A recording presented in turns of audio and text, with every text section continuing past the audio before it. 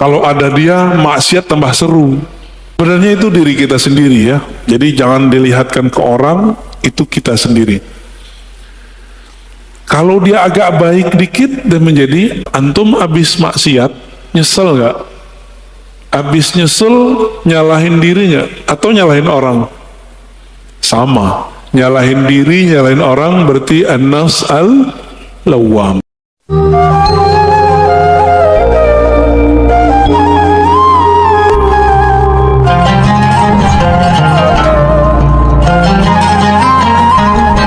Kita masuk ke bab mujahadatun nafs. Apa arti mujahadah? Mujahadah dari kata jahada, yujahidu, mujahadatan, fa'ala, yufa'ilu, mufa'ala. Artinya apa? Bazlul juhd fi mukhalafatin nafs. Mengerahkan tenaga semaksimal mungkin untuk melawan kehendak-kehendak buruk dari dalam jiwa. Jam segini enaknya tidur atau ngaji menurut badan nih, tapi batin bapak maunya ngaji. Maka yang duduk sekarang itu bukanlah nafs yang ammarah, tapi nafs yang sudah mulai masuk ke gerbang mutmainnah. Baru gerbang pak, jangan senang dulu. Ya, an-nafs ini jiwa kita, sebagaimana sudah masyhur disebutkan dalam Al-Quran. Ada yang disebut innan nafsa, sesungguhnya jiwa. Ada yang apa? Ammarah, bukan amarah. Ammarah. Ammarah bahasa Arab artinya yukthirul amra, banyak nyuruh-nyuruh kepada apa? Bisu, dengan yang buruk-buruk. Jam 3 enaknya tahajud atau molor. Molor ya. Itu normal. Normal itu. Tapi mujahadatun nafs itu melawan sisi normal manusiawi. Menjadi di atas itu. Yang gak pernah tidur, yang gak pernah capek itu siapa? Malaikat. Malaikat itu gak pernah tidur. Maka di saat seseorang melawan rasa ngantuknya, dia sedang menghidupkan sisi malaikat dalam dirinya. Karena dalam diri kita ada karakter nuriyah, karakter malaikat. Kalau mau makan, antum mau makan nih. Normalnya orang kalau pagi-pagi jam 7, jam 8 lapar nggak? Terus antum shaim, puasa. Malaikat makan nggak? Ah, itu namanya mukhalafatun nafs. Mencoba melawan kebiasaan diri. Biasanya makan, dia nggak makan. Jiwa itu level pertama namanya ammarah bisu. An-nafs al-ammarah bisu, jiwa yang selalu mengajak kepada yang negatif. Enggak saya, enggak antum, sama. Mau ustadz, mau kiai, hatta wali, apalagi cuma wali murid ya. Hatta wali Allah itu ada an-nafsnya al-ammarah bisu dalam dirinya. Bedanya dia bisa meredamnya. Jadi jangan dikira para wali itu selamat juga dari an-nafs al-ammarah. Dia ada dalam dirinya, namun Allah mengizinkan untuk meredamnya. Ciri-ciri an-nafs al-ammarah, ide-idenya untuk berbuat yang rendahan itu lebih banyak daripada yang tinggi, yang bernilai. Keinginannya untuk berbuat yang buruk lebih banyak daripada keinginannya melakukan kebaikan.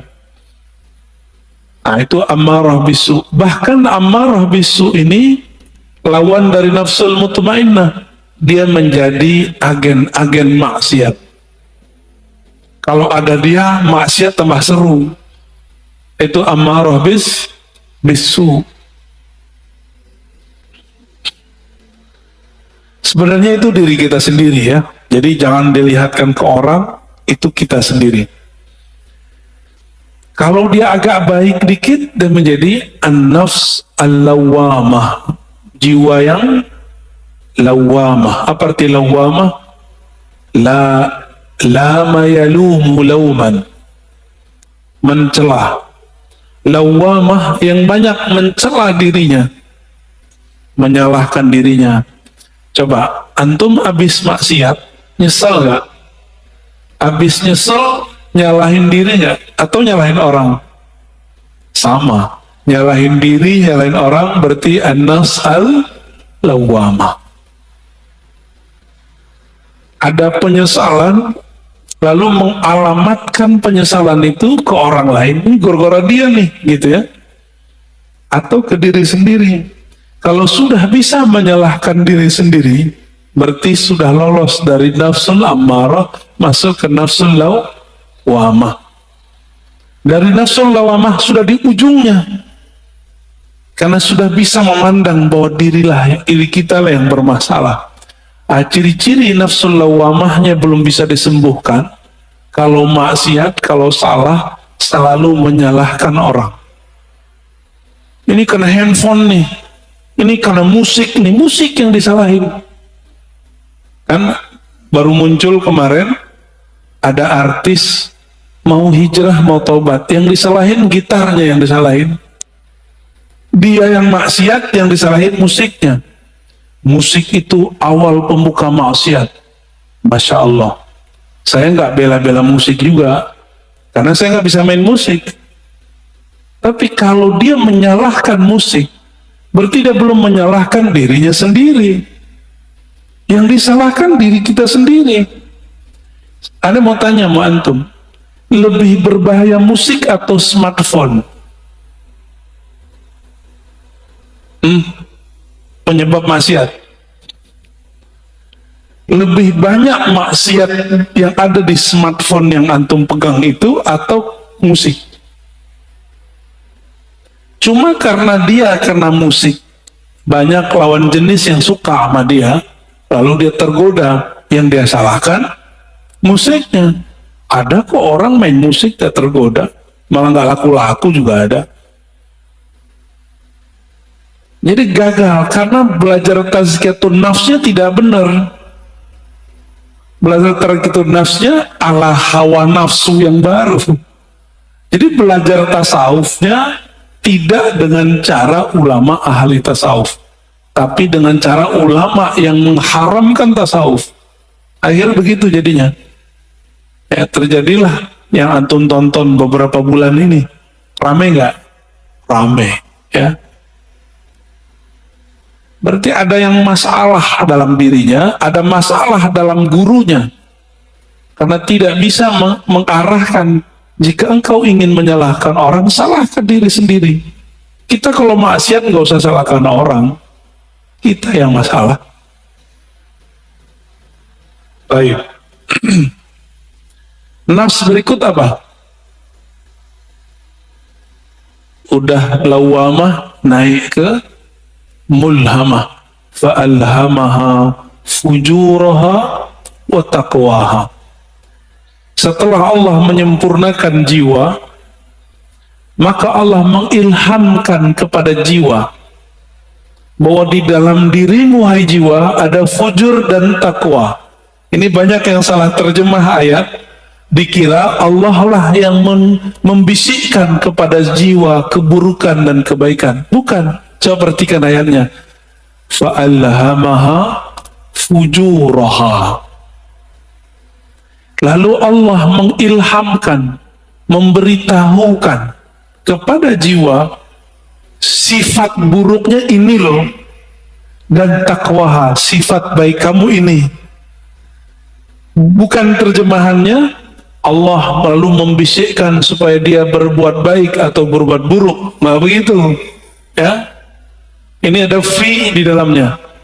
Fa'alhamaha fujuraha wa taqwaha. Ada satu riwayat yang masyhur di kitab-kitab, cuma sayang setelah diteliti Imam Suyuti, Imam Ibnu Jauzi, riwayatnya dhaif. Tapi maknanya sahih, sesuai dengan ayat-ayat ini.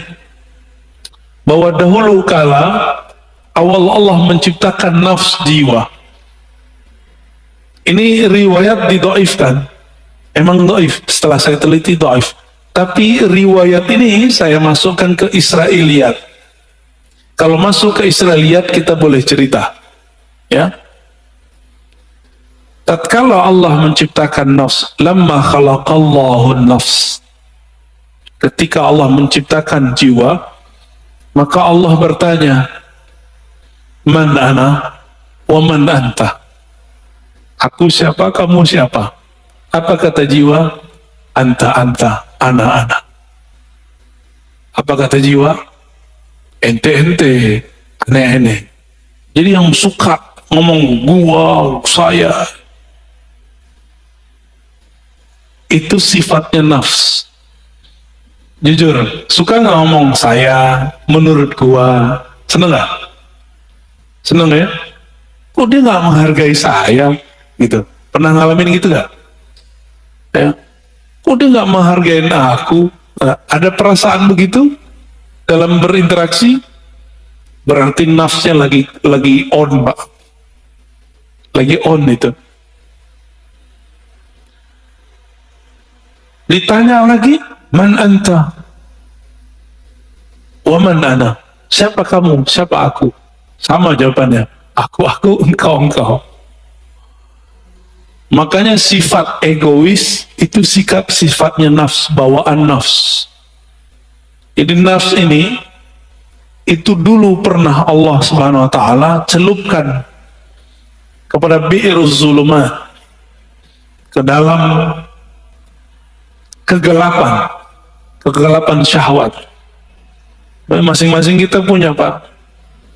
Walaupun soleh ini kayaknya berjenggot, berkopiah, bergamis, bersarung, nafsu kita sama-sama jelek.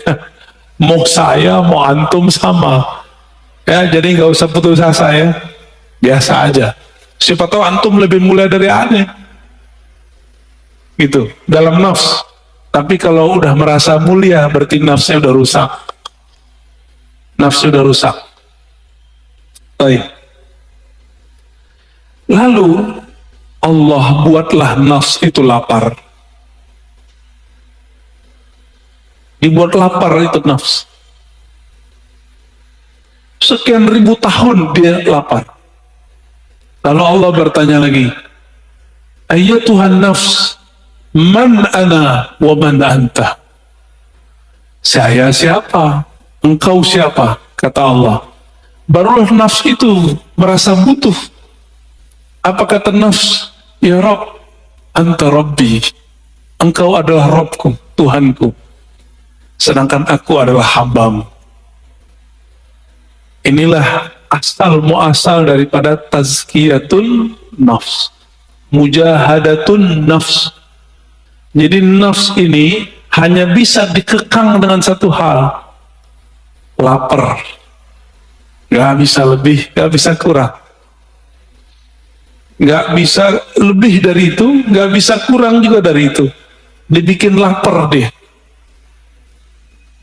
Jadi kalau antum merasa bahwa kok susah ngelola diri ini, puasa. Jangan hanya puasa fisik, mulai puasa yang sifatnya lebih detail. Pernahkah kita puasa gadget? Pernahkah kita puasa ngomong yang buruk-buruk? Jangan puasa ngomong nggak ngomong sama sekali. Puasa tidak ngomongin orang, bisa nggak?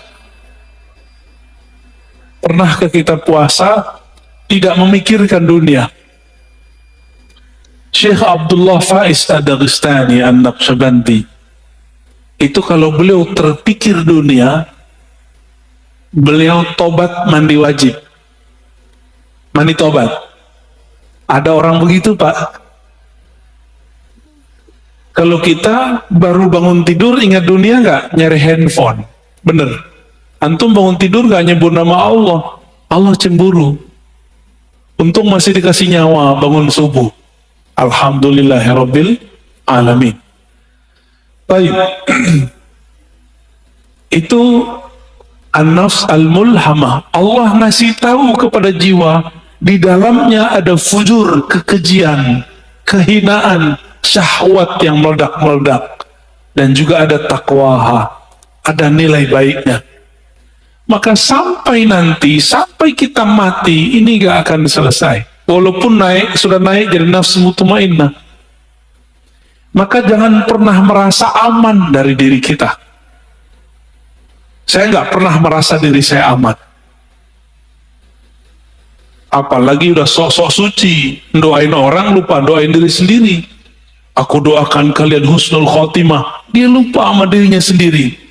Baru tobat dari musik, udah sok menggurui orang lain. Dia belum tobat daripada egonya. Baru hijrah beberapa bulan, udah berani menggurui orang lain. Lupa menggurui dirinya. Lalu melihat orang lain yang melakukan hal masa lalu dia dengan pandangan hina. Kita agak sedih dengan orang-orang begini, ya. Sedih dengan diri kita sendiri. Kok kita mau juga nonton orang begitu? Ya. Baik. Inilah gerbang mulhamah. Jika dia sudah mengenal sisi buruknya dan juga mengenal sisi baiknya. Kira-kira kalau orang berakal ngikutin yang mana? Karena dia sudah tahu di dalam dirinya ada sisi buruk, dia tidak menyesali putus asa kalau terjebak pada maksiat. Emang dari sononya udah begitu. Fa'alhamaha fujuraha wa taqwaha. Memang karakternya nafs ini begitu. Dia mengikuti yang rendah-rendah, fujur. Ada yang halal, maunya yang haram. Emang begitu kita. Maka Bapak Saudara makan Allah, kalau kita sudah tahu, coba lihat filosofinya. Kenapa Allah tidak pertama kali mengatakan fa'alhamaha taqwaha wa fujuraha? Tapi yang dimulai apa? Fujur dulu baru taqwa. Walaupun secara bahasa Arab wow itu artinya setara, tapi secara makna, apa kata Imam Syafi'i? Ibda' bima bada'ahu Allah.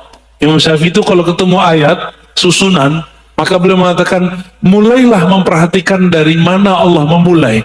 Itulah rahasianya. Bahwa orang itu pasti muncul dulu fujurnya, kekejiannya. Jangan-jangan saya lebih keji daripada antum, kan nggak tahu juga. Jangan-jangan yang berbicara ini lebih hina daripada yang mendengarkan. Tapi jangan putus asa. Allah itu ngasih tahu bahwa diri kita hina. Kalau kita terjebak, jangan putus asa. Kita punya sisi yang takwa. Disebut tobat. Gitu. Maka orang-orang yang bertobat dari masa lalunya, dengan menyalahkan dirinya sendiri, tidak menyalahkan orang lain, lalu mentazkiyah dirinya, membersihkan dirinya, baru kemudian membicarakan yang lain. Orang ini sudah mulai naik ke makom berikutnya, an-nafs al-mutmainnah, jiwa yang tenang. Lalu bagaimana cara supaya jiwa itu bisa dibersihkan? Maka kita katakan mujahadah itu nama sekolahnya, kurikulumnya namanya tazkiyatun nafs. Bisa bedain. Tasawuf itu nama kampungnya. Jadi tidak ada namanya tazkiyatun nafs kalau tidak bertasawuf. Nggak akan ada, Pak. Oh, ini sudah ada sebelum tasawuf. Iya, tapi itu spiritnya tasawuf. Tazkiyatun nafs itulah yang disebut dengan taubah. Tazkiyatun nafs itu disebut dengan taubat. Dimulai dengan tazkiyah nafs itu dengan cara puasa, tobat, ya, tobat dari dosa. Jadi kalau kita turunkan tasawuf, mujahadatun nafs, apalagi tazkiyatun nafs. Begitu modelnya. Jadi kalau ada orang mengajak kajian tazkiyatun nafs, tapi tidak memulai dengan tasawuf, gimana kurikulumnya? Pasti ada halalnya, pasti ada kelemahan-kelemahannya. Kayak gitu modelnya. Ya, karena nggak tahu petanya tadi, dimulai dari jiwa yang 4. Ammarah, lawwamah, mulhamah, baru masuk mutmainnah. 4 aja udah cukup dulu sebelum yang 3 yang lain. Jadi taubat itu bukan saja dengan cara mencela maksiat kita. Taubat itu dengan cara tazkiyah, itu pertama. Lalu tahliyah yang kedua. Apa arti tazkiyah? Membersihkan diri dari yang kotor. Kita kalau mau sholat, tubuh kita kotor, kita langsung sholat atau mandi dulu? Mandi itu namanya tazkiyatun nafs. Mandinya orang-orang maksiat, tobat. Supaya simbol dan maknanya nyatu, maka ada namanya mandi tobat. Pernahkah kita mandi tobat? Maka mulai pagi ini, coba Bapak sekali sehari niat kalau mandi itu mandi tobat. Mau ngamalin? Ya, jadi ketika kita mandi, kalau mandi tobat berani nggak pakai celana, maka pakai kain basahan.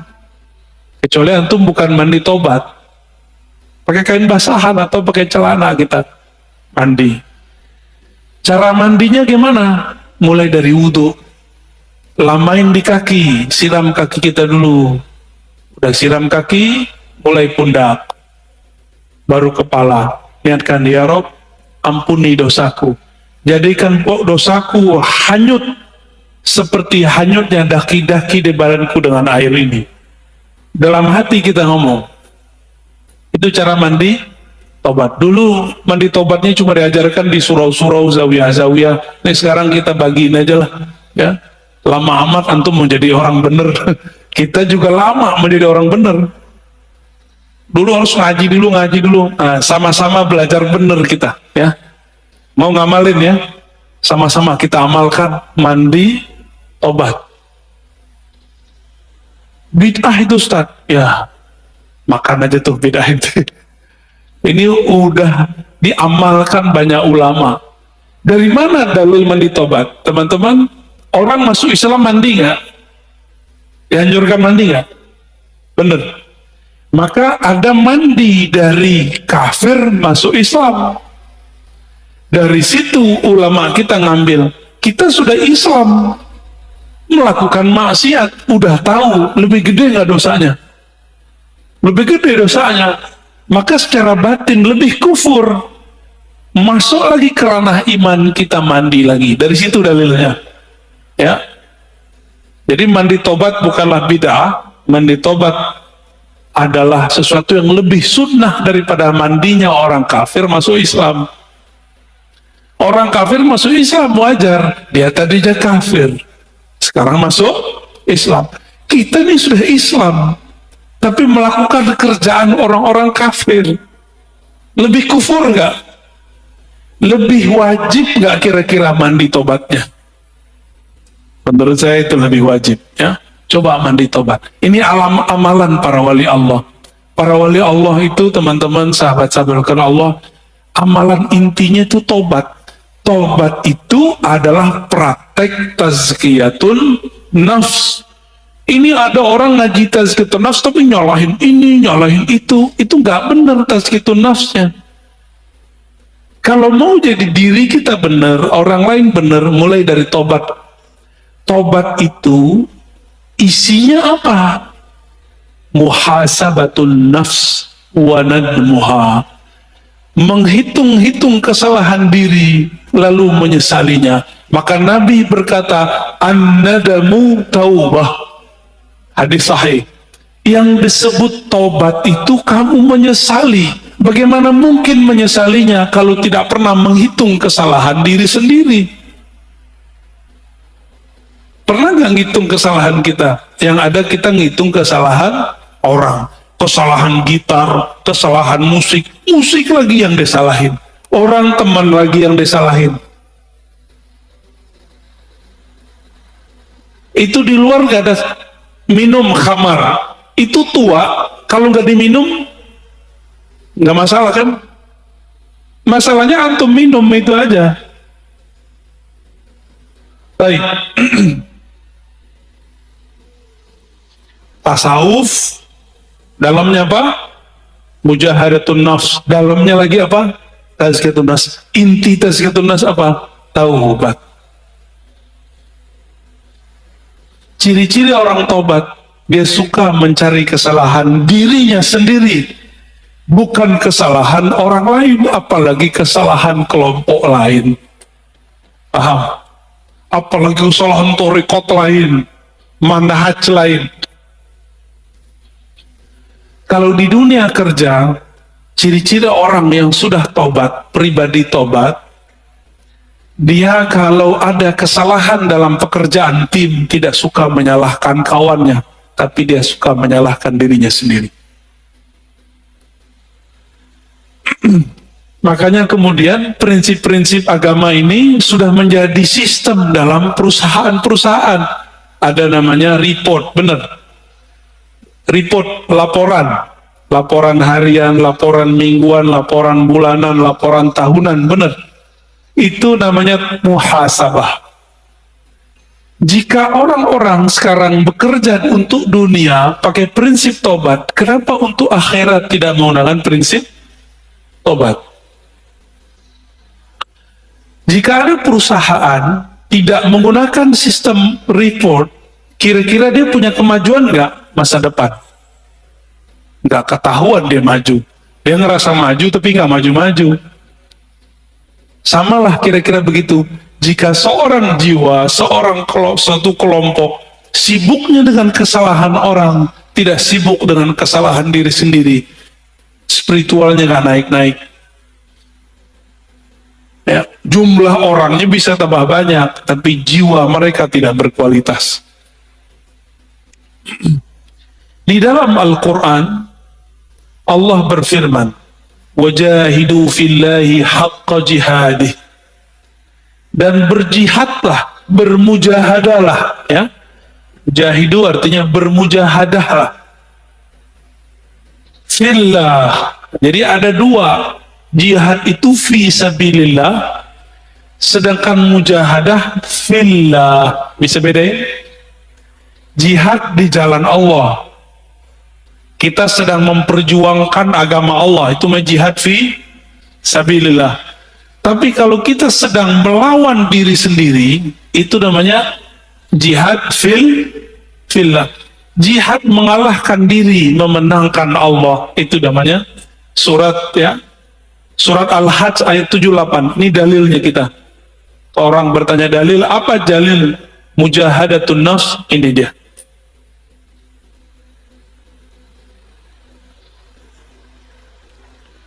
Dan dalam surah Al-Ankabut ayat 69, Allah berfirman, "Walladzina jahadu fina lanahdiyannahum subulana." Orang-orang yang bermujahadah, yang bersungguh-sungguh melawan dirinya untuk mendapatkan ridho kami. Lanahdiyannahum subulana. La di situ bukan la tidak, tapi sungguh. Sungguh ada nun taukid di belakangnya. Sungguh aku akan bukakan jalanku, akan tunjukkan subulana. Maka teman-teman, jalannya mujahadah itu banyak. Kalimatnya di sini subul. Apa arti subul? Jamak dari sabil. Subul, sabil artinya tariqah. Subul sama dengan turuk, artinya jalan-jalan. Banyak jalan. Berarti jalan untuk memperbaiki diri itu lebih dari satu, tidak hanya satu tariqah, bisa banyak tariqah. Tidak hanya satu manhaj, tapi banyak manhaj. Adapun ayat yang mengatakan La tattabi'us subul, jangan ikuti jalan-jalan. Itu maksudnya jalan kemusyrikan. Adapun kalau sudah masuk ke dalam Islam, di situ banyak metodologi. Ini dia. Jadi kenapa thariqah itu banyak? Beda sahabat, beda thariqah. Sayyidina Umar itu kalau beliau salah puasa 40 hari, tidak tidur 40 malam. Ada yang kuat thariqatnya Umar? Ada yang kuat thariqat Umar? Bid'ah enggak? Pernahkah Nabi mengajarkan kepada Umar, "Hai Umar, puasalah kamu 40 hari, janganlah tidur 40 malam." Ada nggak dalilnya? Pernah nggak Nabi ngomong? Enggak. Umar dapat 2 ayat ini langsung dipakai. Maka Umar itulah dalilnya, dan itu ada di Sahih Bukhari. Jadi 40 mujahadah, 40 khalwat, puasa siang hari, tidak tidur malam hari, bukan berarti itu over, bukan. Itu thariqahnya sahabat. Ini kita baru zikir 5.000 udah disebut riya. Ya. Kita baru kemudian gak tidur malam hari disebut berlebihan. Umar tiap malam gak bisa tidur. Karena dia merasa bersalah kepada Rasulullah Sallallahu Alaihi Wasallam. Ilmu tazkiyatun nafs ini hanya ada di thariqah sufi. Sekarang banyak orang menyerang thariqah sufi. Kira-kira bisa benar gak dirinya? Gak bisa benar, Pak. Kita mau tazkiyatun nafs, tapi orang ahli tazkiyatun nafs kita serang. Bisa benar gak kita? Gak bisa benar. Ya. Tasawuf itu ada menyimpang. Kan kita udah jelaskan dari awal. Tidak hanya di kalangan sufi, di kalangan ahli fikih aja ada penyimpangan, di kalangan ahli hadis aja ada penyimpangan. Apalagi di kalangan sufi. Lalu gimana supaya tidak menyimpang? Maka ilmu itu mesti bersanad kepada ahlinya. Selesai masalah sebenarnya. Bolak-balik situ aja, Pak. Ya. Ini perintah bukan? Wajahidu fillahi haqqa jihadih. Surat Al-Hajj 78.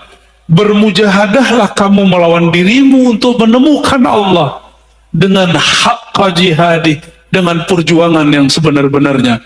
Ini wajib bukan? Ini bukan sunat, Pak. Maka bertasawuf itu wajib atau sunat? Tidak ada tasawuf tanpa mujahadah, tidak ada mujahadah tanpa tazkiyatun nafs. Itu namanya tasawuf. Berarti tasawuf wajib atau bukan? Wajib gak? Jadi jangan ngomong lagi tasawuf itu sunat. Bertasawuf itu wajib. Dalilnya ini ayatnya. Ma la yutimmul wajib illa bihi fahuwa wajib.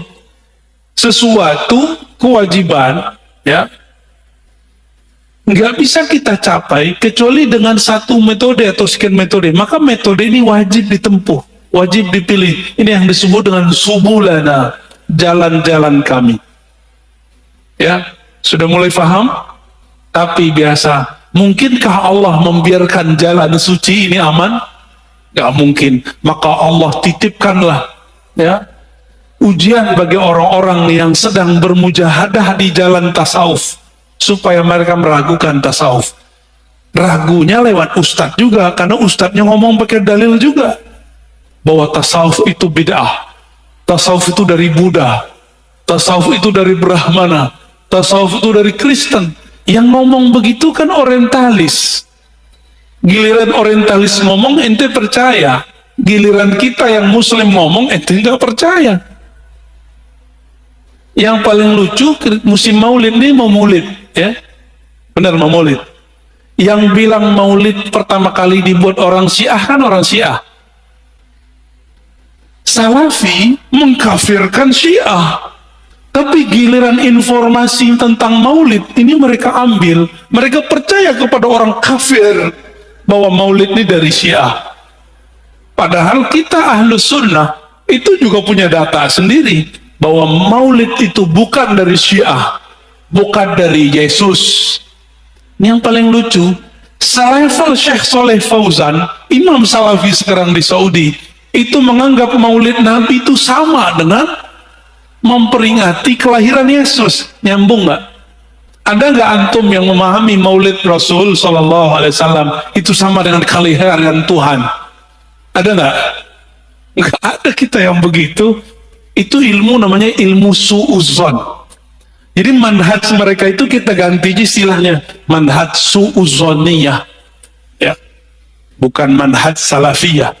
Su'uzon tiap tahun dijawab nggak aja puas. Tahun lalu kita udah bales, ini mau mulai lagi nih. Siap-siap ntar ya bulan Maulid. Ini so far ya. Oh bulan Maulid terame lagi. Jangan antum kira kita jawab sekarang nanti mereka adem lagi, enggak. Tahun depan lebih gawat lagi. Tahun berikutnya lebih gawat lagi. Apa kata Syekh Soleh Fauzan? Aneh masih mending bilang dia Syekh ya. Mereka udah nggak bilang kita Ustadz, Buya, Kiai. Nggak masalah. Kita nggak mau dianggap sama mereka. Kita mau dinilai oleh Allah Subhanahu wa Ta'ala. Apa kata dia? Ini tasyabuh dengan orang-orang Masihi, orang Kristiani. Kalau tasyabuh menyerupai orang Kristen, orang Kristen itu dalam akidah kita kan kafir. Kafir dong pelaku maulid. Maka kalau baca ayat Qul ya ayyuhal kafirun, itu isinya orang-orang maulid ya. Nauzubillah min dzalik. Membawa ayat suka-suka. Dan kebetulan kebenaran pelaku maulid kebanyakan orang-orang tarekat sufi. Orang Betawi itu dulu gurunya sufi, Pak. Makanya di kampung-kampung Betawi nggak ada namanya bulan seri bulan maulid sama Ramadan, dua aja. Tiap bulan ada maulid, bener nggak? Tiap bulan ada perjanjian, tiap bulan ada dibaan, tiap bulan baca Syaraful Anam. Karena setiap hari Senin mereka mengingat ada kelahiran Nabi Sallallahu Alaihi Wasallam. Dianggap itu Syiah, ya. Allahumma sholli ala Muhammad.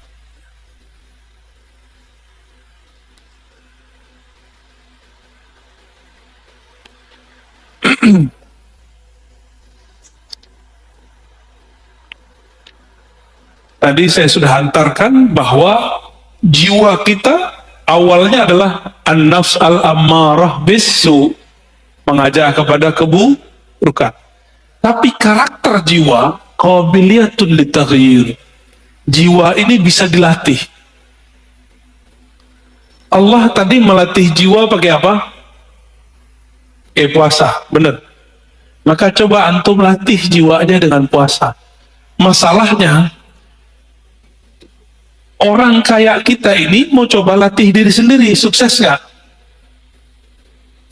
Antum mau coba-coba latihan sendiri, sukses nggak? Orang mau nulis aja harus ada gurunya. Hebat amat antum ketika mau melatih diri sendiri tapi tidak punya guru. Siapa kita?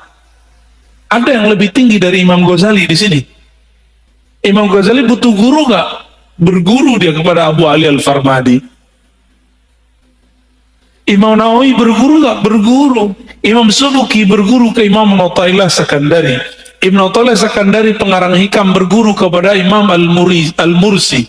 Imam Al-Mursi orang alim panjang umurnya, sahibul mukasyafah, berguru kepada Abul Hasan Syazili. Abul Hasan Syazili berguru kepada Ibnu Mashis. Begitu mereka. Muhammad Bahauddin Shah Naqsyaban berguru kepada gurunya Mirkulal. Mirkulal berguru kepada Baba Samasi. Hatta Syekh Abdul Qadir Jilani berguru kepada Ahmad Ad-Dabbas. Nggak ada yang nggak berguru. Antum aja yang sok-sok hebat gak berguru, ya. Hebat amat itu nggak berguru. Buat torikot sendiri ya. Ya, buat manjat sendiri ya silakan. Man la shaykha lahu la yuslih abadan. Siapa yang tidak berguru tidak akan pernah sukses selamanya. Siapa yang belajar bahasa Inggris nggak berguru nggak akan sukses berbahasa Inggris. Siapa yang tidak berguru untuk bahasa langit, dia tidak akan bisa berbicara dengan bahasa langit. Itu bahasanya ya, horornya kira-kira begitu. Malaikat itu kan makhluk langit. Jika karakter mereka mau kita pinjam, maka ini bahasa-bahasa mereka kita harus pahami. Bahasanya bukan bahasa mulut. Ya. Maka wajib seseorang itu berguru bertarekat ketika mau tazkiyatun nafs. Nggak bisa pengajian kita begini Bapak. Ini cukup untuk keilmuannya. Setelah diilmui baru masuk kepada prakteknya.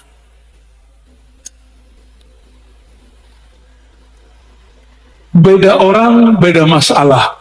Ada sahabat Nabi datang mengatakan, "Ausini ya Rasulullah." Wahai Rasulullah, tolong ajarkan aku. Apa kata Nabi? La taghdab, jangan marah. Wahai Rasulullah, aku pengen yang lebih. Apa kata Nabi? Jangan marah. Sampai 3 kali. Falakal jannah, pasti masuk surga. Datang orang lain bertanya, wahai Rasulullah, apa amalan terbaik? Nabi menjawab, it'amut ta'am, kamu memberi makan. Datang orang yang lain, wahai Rasulullah, apa aman paling tinggi? Nabi mengatakan, al-imanu billah, percaya kepada Allah. Berarti beda orang, beda cara. Inilah dalil kenapa thariqah itu banyak. Paham? Ustadz, saya pusing, kenapa di sono ada Tijaniyah, di sono ada Idrisiyah, di sono ada Naqsyabandiyah, di sono ada Samaniyah, di sono ada Syaziliyah, di sana ada Qadiriyah. Kenapa? Memang dari nabinya sudah begitu. Antara Sayyidah Aisyah beda thariqah dengan Sayyidah Juwairiyah dan Safiyah. Sayyidah Aisyah thariqatnya thariqat ma'rifat, ngaji. Sayyidah Safiyah thariqatnya thariqat zikir. Makanya Sayyidah Safiyah dan Juwairiyah dia punya biji-biji 4.000 dan Nabi tidak pernah membid'ahkannya. Nabi cuma melihat orang ini istrinya sudah naik makom, maka ada zikir yang ngitung, ada zikir tanpa menghitung. Nggak seperti kelompok sebelah bilang ini menghitung bid'ah. Nggak ada di lafaz hadisnya bid'ah. Malah Nabi biarin itu ya. Sedangkan Sayyidah Aisyah thariqahnya ngaji. Maka Aisyah itu kalau di rumah debat mulu. Debat sama Nabi. Masa sih Rasulullah terturun lagi ayat. Jadi karena Aisyah tuh banyak ilmu turun. Jadi kadang-kadang Ustadz Kia ini kalau punya istri cerewet dikit bersyukur. Nanti ilmunya keluar. Apalagi wali ya. Wali itu ujian paling beratnya istrinya sendiri. Serius. Ya. Waliullah itu ujian pertamanya istrinya. Antum tahu Sayyidina Umar itu waliullah bukan? Waliullah bukan? Ada yang meyakini Umar bukan wali, pasti Syiah. Sayyidina Umar di rumah itu dikata-katain bininya, ente nih wali, kira-kira begitu. Masa Amirul Mukminin begini? Nggak beres urus umat, dikata-katain sama bininya. Ya pasrah aja, dibiarin aja. Bukan berarti Umar gak ada harga dirinya. Itulah cara Umar yang biasa ngata-katain orang di luar, sekarang dia terima nggak dikata-katain sama bininya sendiri. Apa perasaannya dikata-katain oleh orang dekatnya sendiri? Umar berhasil melewati itu, pantas beliau jadi wali. Antum ini beda dikit paham sama bini udah tengkar, udah minta cerai. Udah langsung bilang, kamu ini menentang Allah dan Rasulnya. Yang ditentang ente, bukan Allah dan Rasul. Jangan bawa-bawa pemahaman kita satu level dengan Allah dan Rasul. Pemahaman kita ini bisa salah. Allah dan Rasul tidak pernah salah. Istri suka posting dirinya, jangan langsung dihardik. Pelan-pelan, setiap nikmat itu pasti ada yang iri. Kamu begini ntar ada iri, urusan dia. Ntar lama-lama pasti ada yang ngecengin tuh cewek ya, istri kita tuh, atau pasangan kita, atau adik kita, atau teman kita. Nanti dia sadar sendiri. Lama pelan-pelan aja. Kamu kalau tidak take down itu foto, video, saya jatuhkan talak 1. Gak begitu caranya. Gak begitu caranya. Allah aja pelan-pelan mendidik nafs. SP1, ya kan? Wahai nafs, wahai jiwa, aku siapa, engkau siapa? Sampai yang ketiga baru dididik, dikasih ancaman. Gak dikasih makan. Begitu caranya ya. Jadi jangan main SP aja baru ngaji berapa kali. Baru santri kilat, belum santri beneran. Udah belagu aja kayak santri ya. Antum belajar torikotnya sih bagus, antumnya nggak bagus. Jangan bawa-bawa kemurnian torikot itu menjadi standar kita. Ya. Man zayyana zahirahu bil mujahadah hassanallahu sarairahu bil musyahadah. Guru Imam Abul Qasim Al-Kushairi namanya Abu Ali Ad-Daqqa. Abul Qasim Kushairi ini punya murid Abu Ali Al-Farmadi. Abu Ali Al-Farmadi punya murid namanya Ghazali dan Yusuf Al-Hamadani. Yusuf Al-Hamadani umurnya panjang, ilmunya sama dengan Ghazali. Yusuf Al-Hamadani punya murid namanya Imam Abdul Khaliq Ujudawani, melahirkan nanti Thariqat Naqsyabandiyah di Uzbek. Di Baghdad dia punya murid Abdul Qadir Jilani, muridnya mendirikan Thariqat Al-Qadiriyah. Makanya Qadiriyah Naqsyabandiyah ini gak boleh tengkar, Pak. Ini saudaraan, karena syekhnya ke atas ketemu. Ya, kakek gurunya namanya Abu Ali Ad-Daqqa menurunkan sebuah rahasia. Kenapa kita mesti mujahadah?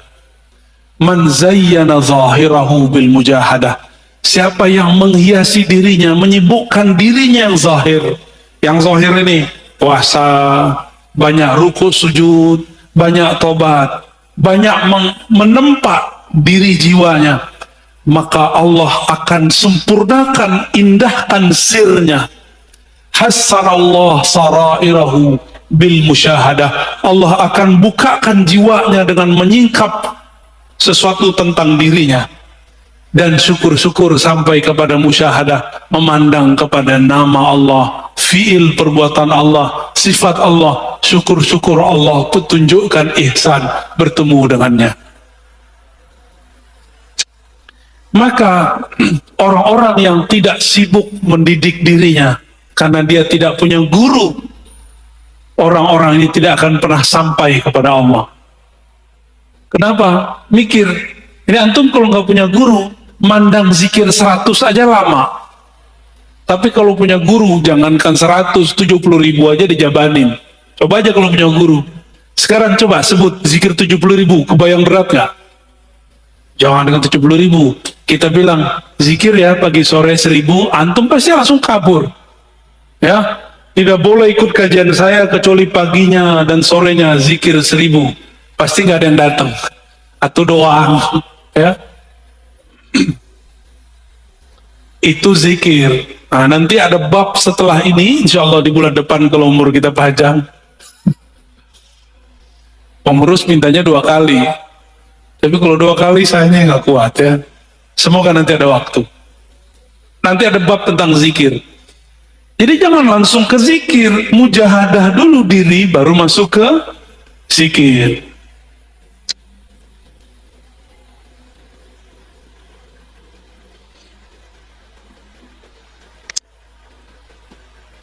Semua ulama ahlullah sepakat jalan menujunya dimulai dengan mujahadatun nafs, melawan diri sendiri. Tadi udah paham di dalam mujahadah ada apa? Tazkiyatun nafs. Dalam tazkiyatun nafs ada apa? Taubat. Maka at-taubah bidayatut thariq ilallah.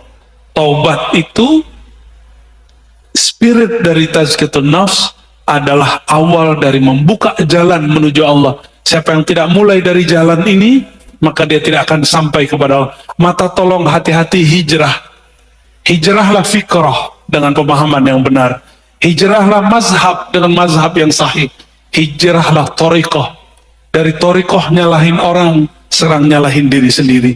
Dari thariqah memandang aib orang, ke memandang aib diri sendiri.